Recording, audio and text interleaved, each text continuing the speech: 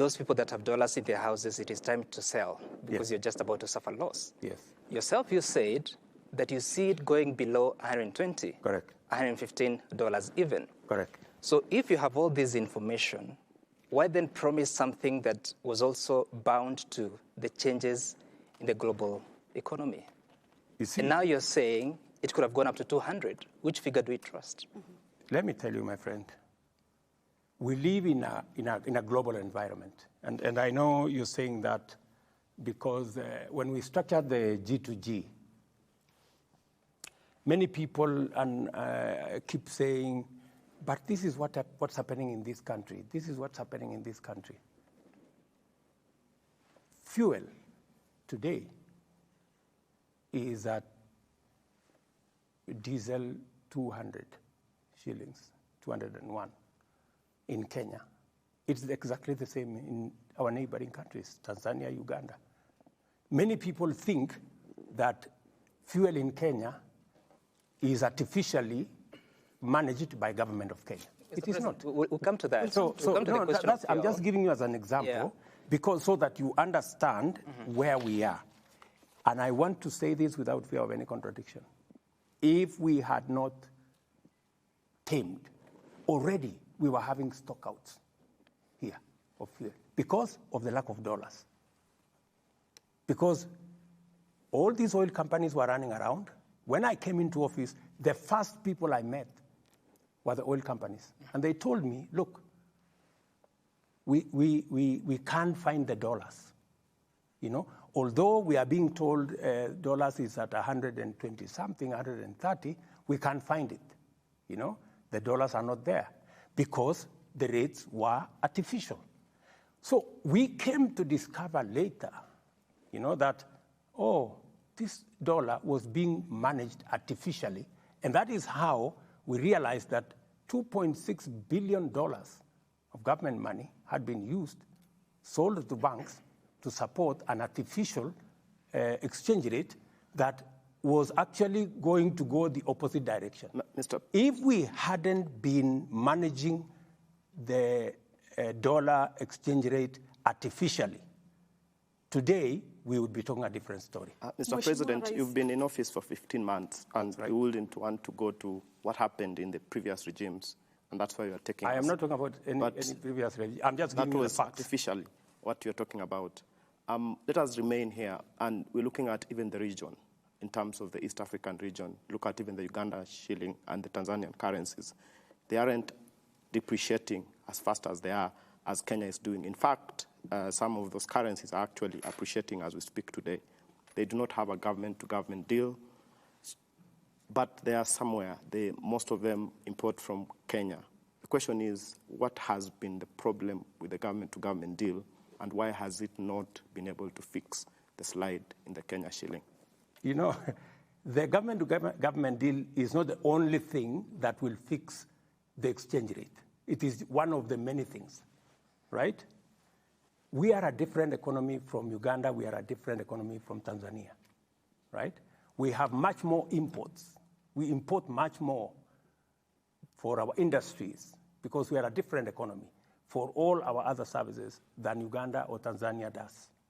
We are not in the same category economy-wise. We are a middle-income economy.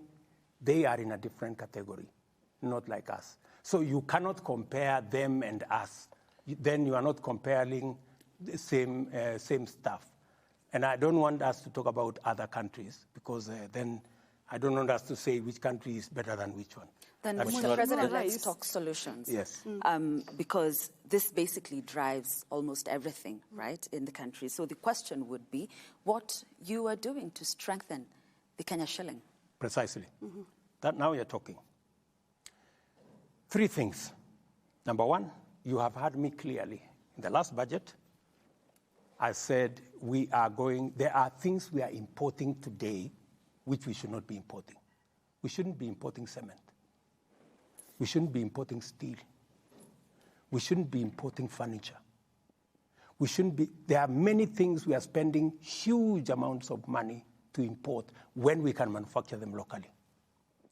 That is the reason why we have put a levy on the import of these unnecessary imports of products into Kenya, so that we can stem the export of our foreign currency and manufacture those items locally. Number two, we are importing 500 billion Kenya shillings every year of food items. 500 billion.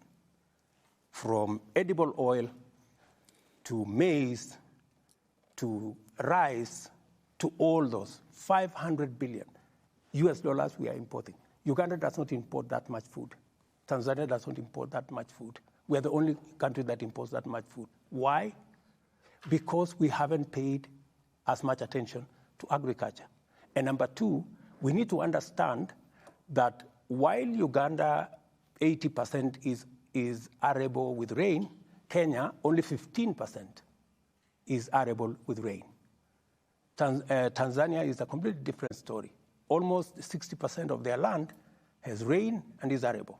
Ours only 15%. That's why we are importing $500 million of food into Kenya. So what we need to do, we need to pay attention to our agriculture. The reason why we have invested, and that is why in the manifesto that I sold to the people of Kenya, agriculture, modernization, mechanization is one of the big tickets that I decided that I'm going to do. We have changed the trajectory on our staple food. Today, we are producing more in terms of maize, which is our staple food. In fact, my plan is that by next year, we shouldn't be importing maize into Kenya. We should be producing enough. This year, we have increased our production of maize by 40%, more than we did last year. Last year, we produced 44 million bags. We are producing 61 million bags this year. And it is because we have done interventions. Fertilizer that was being sold at 7,000, we are now selling at 2,500 because we are supporting production. We are full scale into the space of edible oil that we are importing. I am working with different governors. This year, we are working on sunflower, we are working on soya, we are working on palm oil. The president of Indonesia was here. We have agreed on a whole chain because they are the biggest country that we import edible oil from. They are going to work with us to grow palm oil in Kenya. That project is being led by county governments. In fact, it is being led by Gladys Wanga, the county governor of Homa Bay, because it is in the coastal region and around Lake Victoria that we will have the biggest space and the biggest opportunity for us to produce palm oil. We are going to do more around sunflower. We are going to do more so that we also stem the tide of loss of dollars into other jurisdictions because of food imports. Mm-hmm. So these are the things that I am doing. Number three, I am also looking at how are we going to get more foreign exchange into Kenya. That is why I am working round the clock to make sure that we have more Kenyans working in Kenya, in foreign companies when they are in Kenya, and we are also connecting Kenyans to opportunities outside Kenya. For your information, just so that I conclude, I made a commitment in our plan that we want to increase foreign remittances coming into Kenya, hard currency that comes into Kenya from foreign remittance from $4 billion to $10 billion. It is the reason why we just concluded a diaspora investment conference here in KICC this week. It is the reason why I have signed a bilateral agreement, labor agreement with Saudi, with UAE, with Germany, with Canada, and many other countries. We are exploring possibilities. And for your information, as a result of those, what I have been doing, between now and next month, January, the first 10,000 Kenyans will be leaving to go and work in foreign countries so that they can support themselves and support Kenya, because many countries have established a strategy on how to grow their foreign exchange earnings. On the other hand, maybe still on the government-to-government deals, is it giving us as a nation the desired results? Absolutely. 8 months down the line? Absolutely. In fact, that same government product or program, many countries are seeking to know how they can copy that program, because it is giving us what we couldn't have gotten in a different way.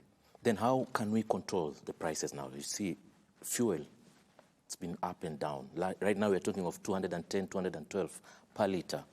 Ali Manzu. Yes. You heard me say this. The price of fuel is not determined by the government of Kenya. It is not determined by any company. It is determined by the producers. That is why today the price of fuel in Kenya is the same price in Uganda, is the same price in Tanzania, because we buy from the same place. Mheshimiwa Rais, I've heard people say the president should reduce the price to 150. Tutarudi kwa hilo baadaye, Mheshimiwa Rais. How are you going to do that? Unless I take taxpayers' money and go and subsidize, which is removing money from this pocket and putting it in this other pocket. Mheshimiwa Rais, unaposema kwamba bei ya mafuta serikali haina uwezo mkubwa kuhusiana na bei ya mafuta. Itakumbuka kwamba wakati wa kampeni kabla hujawa rais, ulisema kwamba bei ya mafuta wakati wa utawala wa rais mstaafu Uhuru Kenyatta ilisababishwa na wale ambao waliwaita cartels, na zaidi ukaeleza kuhusiana na ushuru mwingi. Nini kilibadilika? Hakuna kitu kimebadilika. Mambo ya ushuru, nimepunguza ushuru kwa mafuta, nimepunguza ushuru ya road development levy, nimepunguza ushuru ya railway development levy, na ilikuwa kwa budget. Tumepunguza ushuru mara 4 in 4 different categories. But you see, that is not sufficient to reduce the price, because the price of oil itself is going up because of the producers. Ni sawa kusema kwamba changamoto za kimataifa zinaathiri bei ya mataifa nchini. You see, changamoto za kimataifa na bei ya fuel ya kimataifa imechangia. Amesema huyu mrembo kwamba tumeongeza bei ya VAT. Ni kweli, tumeongeza bei ya VAT, lakini tumepunguza ushuru zingine. Tunaongeza bei ya VAT kwa sababu gani? Kenya tuko katika kiwango inaitwa middle income economy. We are in the same category as South Africa. We are in the same category as Morocco. We are in the same category as Tunisia. I want you to check their taxes, because our taxes are now at 15.6% of GDP. 15.6% of GDP. Taxes in South Africa is 27% of GDP. Taxes in Morocco is 32% of GDP. What am I trying to say? I'm trying to answer the question, because the people of Kenya are being pushed and being told, look, you are paying more taxes than other countries. Is that true? That is not true. Na Mheshimiwa Rais, we are paying the same taxes like all countries that are in our same category. And let me tell you the difference so that you can take the chance. Let me tell you the category. If we go to the market, the countries that are in LDCs, they get a lower interest rate than those of us who are in middle income. So you cannot compare them and us. We are in a different category. And for your information, countries like France, their tax as a percentage of GDP is 45%. We are only at 15.6%. That's the difference. Na Mheshimiwa Rais, bado tuko kwa hili swala la shilingi na dola.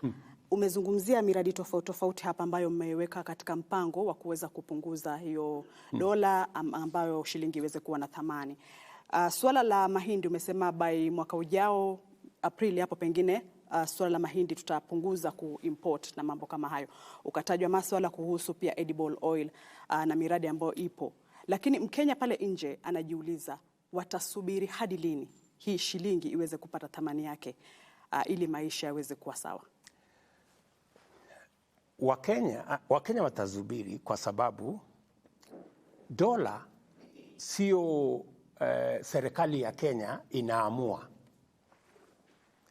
Dola ni biashara, ni kati ya zile vitu tunauza na vile tunanunua.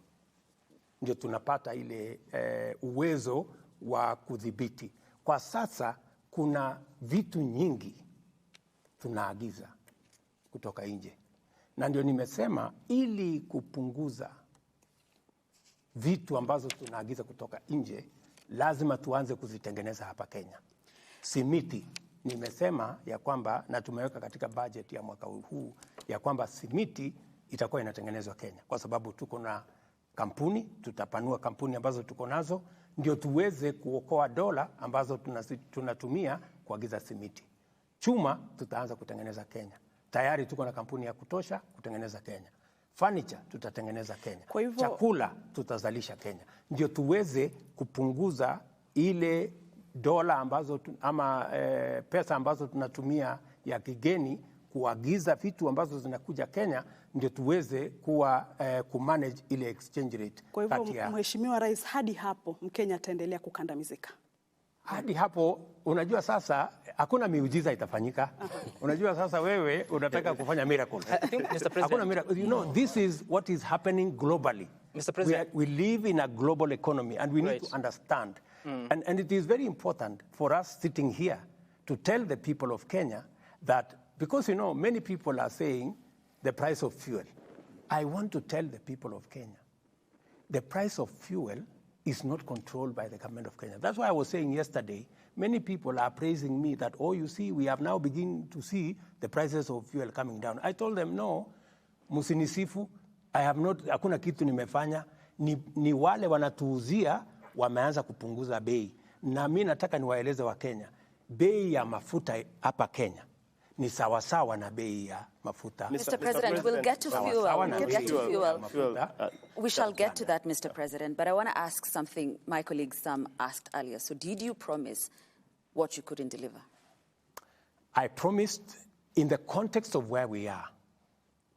If things had stayed constant, I would have kept my promise. But, you know, we live in a situation that things are changing. The world, we live in a global environment, that the prices are going up. You cannot keep unless, and I don't want to lie to the people of Kenya and say, let me spend public money so that I look like I am keeping my promise and I am doing the wrong thing. It is better for me to be brutally honest and say, this is not possible. We may have made a commitment, but because the situation changed and everybody knows what that situation is today, the prices of commodities went up. You heard Uhuru Kenyatta say he was not the one who started the war in Ukraine, you know, and all the other things. But that is okay. You know, Mr. President, what we must be honest to ourselves is, are we doing the best to manage the situation so that doesn't flip and go in the wrong direction? And I want to tell you, yes. Mr. President, I thank you for that response. And to be brutally honest, just to pick up from where you are sitting, I think Kenyans know that it's actually true that government has a big role to play in terms of the fuel prices. It's not true that government doesn't play, because 40% of the taxes, between 40 to 45% of the fuel price in Kenya is actually government taxes. So government has a big role to play on that. I think we need to move to energy now that we have energy. Just before that, Paul, Mr. President, I hear you, and I've listened to you carefully saying that if things had remained constant, and I was hoping that you'd explain what is that constant, because you also said if the U.S. dollar had not been, the exchange rate was not, if the U.S. interest rate was not increased, It was increasing already. It was increasing, but you know, it has reached a place where everybody thought it was going to stop. But the next 3-4 increases were completely unexpected. Even today, all of us expected that they would begin to come down, but they've decided to keep it. Okay, and Mr. President... and you see, while my good brother here said government has a lot of say on taxes. Yeah. You see, my friend, while it is true that I can tomorrow say, let us reduce the taxes, it is also true that tomorrow, for every 10 shillings I collect, every 10 shillings, 7 shillings go to paying debt. Are you telling me that you want me to do what other countries have done, to default on debt? Because that's the only option I have. I can say, okay, let us pay less, and then let's tell the international community Kenya cannot service debt.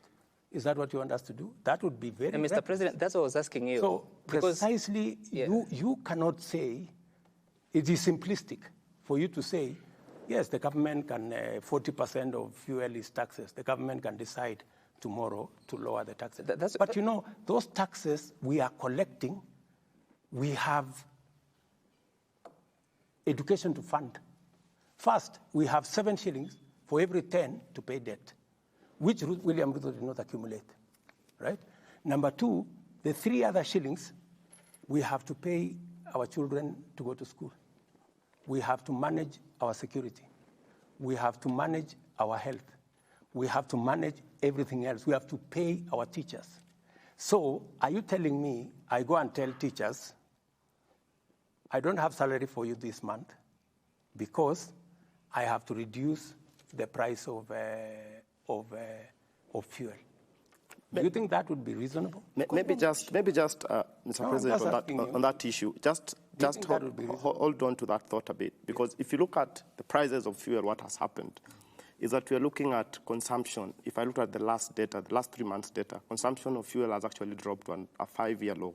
And if you look at even KRA, the collection, they missed the target. They were off the ordinary revenue by about 31 billion Kenya shillings. So what is happening is, yes, on this end, you have a plan to collect taxes, but these taxes are not coming through to Kenya Revenue Authority.